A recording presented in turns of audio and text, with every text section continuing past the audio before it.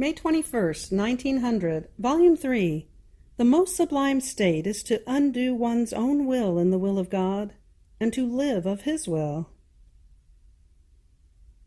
This morning my adorable Jesus was not coming.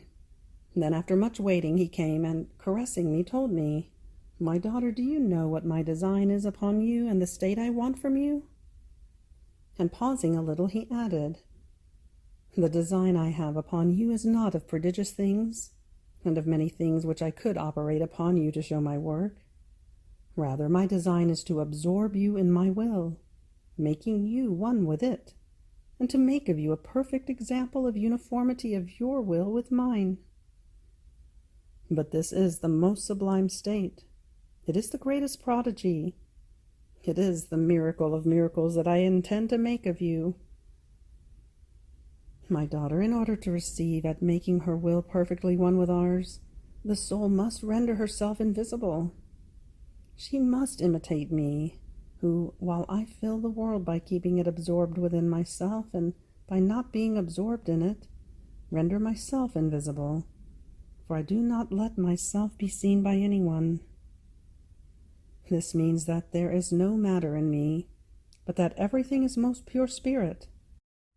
And if in my assumed humanity I took on matter, it was to render myself similar to man in everything, and to give him a most perfect example of how to spiritualize this very matter.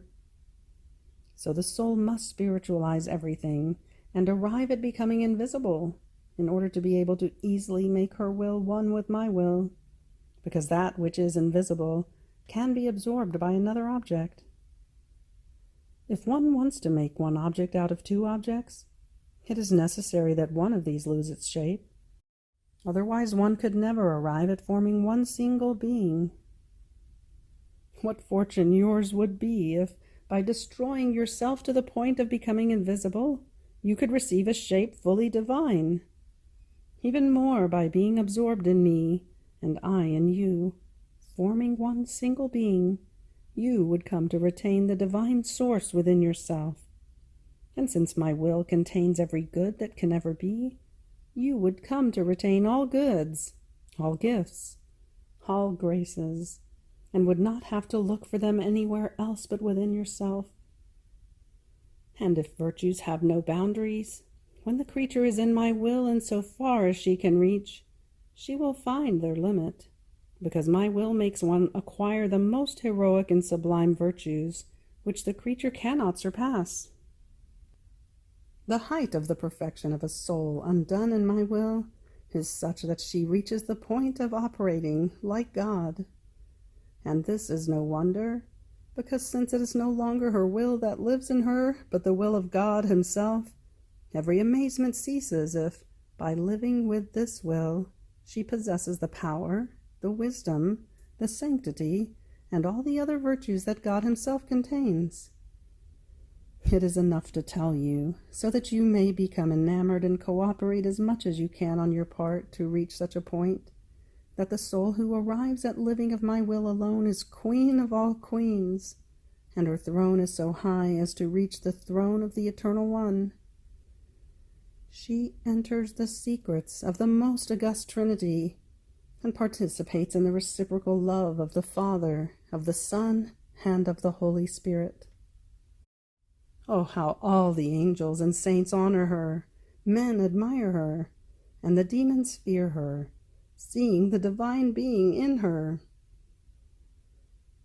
Ah, Lord, when will you make me arrive at this, since by myself I can do nothing? Now, who can say all that the Lord infused in me through intellectual light about this uniformity of wills? The height of those concepts is so great that my tongue, not well refined, has no words to express them. I could only say this little, though speaking nonsense, of that which the Lord made me comprehend through most vivid light. May 21st, 1913, Volume 11, Practical and Real Way to Consume One's Own Being in the Divine Being. As I was in my usual state, my always adorable Jesus told me, My daughter, I want the true consummation in you, not fantastic, but true, though in a simple and feasible way. Suppose that a thought came to you which was not for me. You must destroy it and substitute it with the divine. In this way you will have consumed the human thought and acquired the divine thought. So if the eye wants to look at something that displeases me, or is not referred to me, and the soul feels mortified, she has consumed the human eye and acquired the eye of the divine life, and so on for the rest of your being. Oh, how I feel these new divine lives flowing in me, taking part in everything I do. I love these lives so much that I give everything for love of them. These souls are first before me, and if I bless them, all the others are blessed through them. They are the first to be benefited and loved, and through them others too are benefited and loved. May 21st, 1921, Volume 13. Jesus finds rest in the souls who live in his will. As I was in my usual state, my always lovable Jesus made himself seen in my arms, in the act of taking rest. I pressed him to my heart, and I told him, "My love, say a word to me. Why are you silent?" And Jesus, "My beloved daughter, rest is necessary to me. After I have spoken to you so much, I want the effects of my words within you. You work, doing what I have taught you, and I will rest. And once you have put my teachings into practice, I will come back again to speak to you about higher and more sublime things, in order to find rest more beautiful than you. Besides, if I do not rest in the souls who live in my will, in whom could I hope for rest? Only the souls who live in my will are able to give me rest. The living in my will forms the room for me. The acts done in my will form my bed. The repeated acts and the constancy in repeating them are the lullabies, the melodies, and the opium to favor my sleep. However, while I sleep, I watch over you in such a way that your will is nothing other than the outpouring of mine, your thoughts the outpouring of my intelligence, your word the outpouring of mine, your heart the outpouring of my heart. Therefore, even if you do not hear me speak, there is such dissolving of yourself within me that you do not want nor think nor do anything but what I want and do. So as long as you live in my will, you can be sure that everything that happens within you is me. May 21st, 1925, Volume 17, How Corruption is a Cloud Before the Sun of the Divine Will. I was thinking to myself and almost lamenting to my adorable Jesus that sometimes he works in such a way that he comes and makes me suffer in the presence of the confessor, and as much as I try to resist falling into that state of loss of consciousness and of sufferings, it is impossible for me. And I say to Jesus, "My love, there was time last night, and there is time today for you to come and make me suffer. For now, since the confessor is here, let me be free. Afterwards you will do whatever you want. I will be at your disposal." But no, I speak in vain. An irresistible force surprises me and puts me in a state as if I were dying. So I was lamenting to Jesus about this, and I prayed that he would not allow it. And he, all goodness, told me, "My daughter, if I allow it, it is because of the firmness of the confessor, who does not cease to pray me to make you suffer, always for the purpose of my glory and of appeasing me.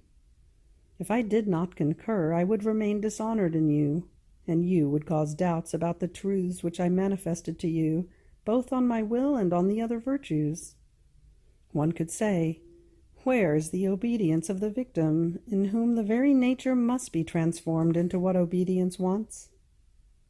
So you do not realize that, by refusing this which I am working, you would come to dishonor me, and to make them stop believing that it is I who speak and operate in you. Furthermore, you must know that in order to entrust to you the mission of my will, if I did not remove from you the original sin as I did with my beloved mamma, I removed from you the tendency of concupiscence and the seed of corruption, because it befitted the decorum and the sanctity of my will not to take its place in a corrupted will and nature. These would have been like clouds before the sun of my will, and the knowledges of it, like rays, would not have penetrated, and would not have taken possession of your soul. Now since my will is in you, all heaven, the most holy Virgin, all the saints and angels, are bound to you, because my will is life of each one of them. Therefore, when you hesitate even slightly, or when you reflect on whether you should adhere or not, heaven and earth feel their foundations being shaken, because that will, which is life of all, and which, because of its highest goodness, wants to reign in you as in heaven, does not have its full dominion, its just honor. Therefore I recommend to you, never again call your will to life, if you want your Jesus to be honored in you, and my will to have its full dominion. I remained frightened in hearing of the great evil I do by merely reflecting on whether I should surrender or not to what Jesus wants from me, even though I always end up surrendering. What would happen if, may this never be, I did not surrender? I felt distressed, fearing I might do that. And my adorable Jesus, having compassion for my distress, as I felt crushed, fearing that, may this never be, I might not always do his most holy will, came back and told me, "My daughter, courage, do not fear. I told you this, and I showed you how all of heaven is bound to that will of mine which reigns in you, so that you may never surrender to your will, since the divine will and the human will are the fiercest enemies of each other. And since the divine will is stronger, holier, more immense, it is convenient for the enemy, the human will, to be under it, at its feet, and to serve as the footstool of the divine will. In fact, one who must live in my will should not consider himself a terrestrial citizen. Rather, he should consider himself a citizen of heaven. And it is with just reason that all the blessed feel shaken, because one who lives with their same will is thinking of letting the human will enter the field, cause of disorder which has never entered the celestial regions. You must be convinced of the fact that by living of my will, the life of your will is ended. It no longer has reason to exist. This is why I have told you many times that living in my will is very different from just doing my will. These are free to give it and to take it back, because they live as terrestrial citizens, while one who lives in it is bound to an eternal point, flows together with my will, and is surrounded by an unconquerable fortress. Therefore, do not fear and be attentive. Then, as though wanting to cheer me and to strengthen me in his most holy will, he took my hand in his and told me, "My daughter, come and do your round in my will. See, my will is one, but it flows in all created things, as though divided, but without being divided. Look at the stars, the blue heavens, the sun, the moon, the plants, the flowers, the fruits, the fields, the earth, the sea, everything and every one. In each thing there is an act of my will, and not only an act, but my will has remained in each created thing as the preserver of my own act. My will does not want to remain alone in its act, but wants the company of your act. It wants your return. This is why I placed you in my will, that you may keep company to my acts. And together with my will you will want whatever I want, that the stars twinkle, that the sun fills the earth with light, that the plants bloom, that the field become golden, that the bird warble, that the sea murmur, that the fish dart. In some you will want whatever I want, and so my will no longer feel alone in the created things, but will feel the company of your acts. Therefore go around each created thing, and make yourself act for every act of my will.